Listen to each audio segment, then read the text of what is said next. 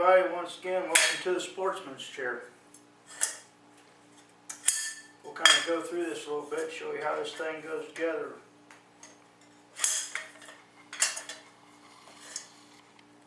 Depress your button clips right here. They'll pop out in that hole right there.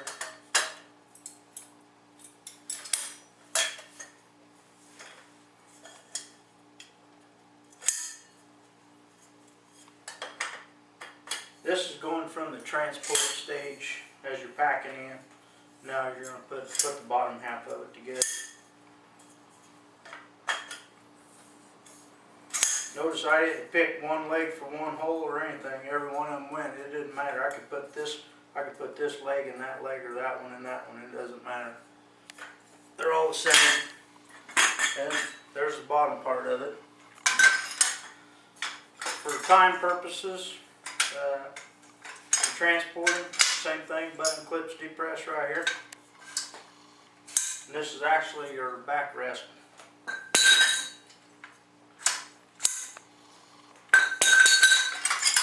Same thing here, this button clip depresses, pulls out, and that's your arm that actually holds the seat on right here. One more button clip, depress, pulls out, everything's hollow inside. So you don't have to worry about no water, mud, sand building up in it. Pull the hairpin clip. You can pull that pin completely out, or you can leave it halfway in. Take your bolt out of the back.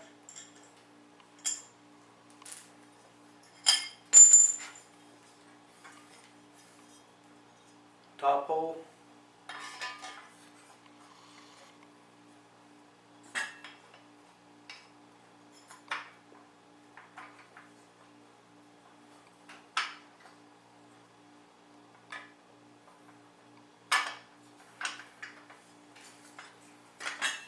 Slide this channel right down over the top. As a rule of thumb, I know how tall I am, so that's where I want the back of the seat to be at my kneecaps with it. So I know that everything will come up and line up for me just fine. That's the way the man upstairs made you. However high your kneecap is, that's how high the back of your seat needs to be. Because then your legs will be at 90 degrees and you won't get no back pressure on the back of your legs. The seat won't be cutting your blood circulation off to your feet and your toes. You can sit for a long time that way. This bolt can go in either this way or the other way. It doesn't matter. Put your washer on the back.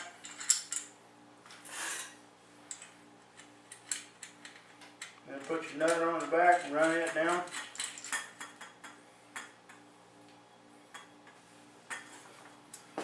There you go.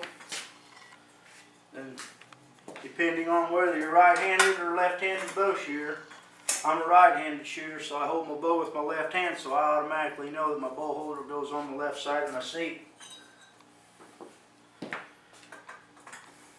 Slide in your backrest.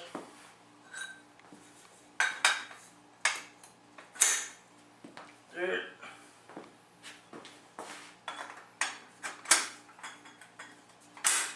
There. As you can see, I have two chairs sitting here.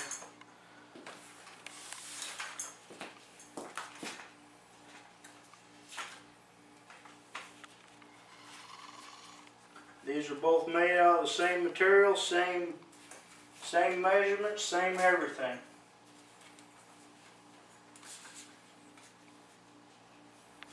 It doesn't matter whether you got one from me today or whether you get one 2 weeks from now.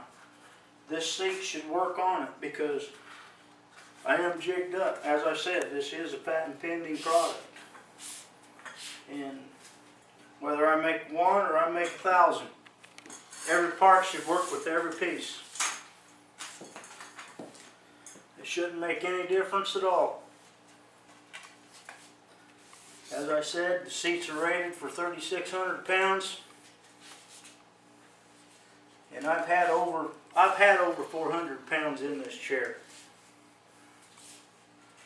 And I haven't broke nothing yet. I haven't bent no bolts. My stitching has held up. I haven't bent my bolt down here, which is a grade 5 bolt. Everything's been held up pretty good. And as I said, it don't matter whether it's 1 or 100. Everything's the same. Slide your bolt holder on. And I'm ready to go hunt. This is capable of holding shotguns, rifles, crossbow stocks, fishing poles.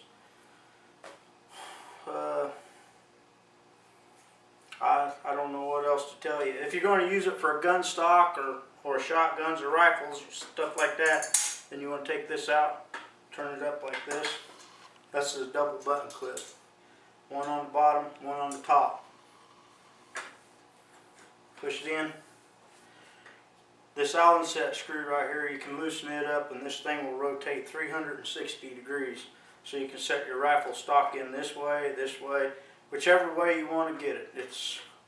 It'll be ambidextrous. You can slide it down here, put your rifle stock in here and your gun barrel up this way. Or you can put this arm over here and put the holder over here on this side. It is ambidextrous, like I said. It's for right-handed and left-handed shooter. Great for little kids. Good backrest. You literally have to tip the chair over backwards in order to tip it over. Nothing says that you have to have all the legs on this chair to use it. There's the third leg off.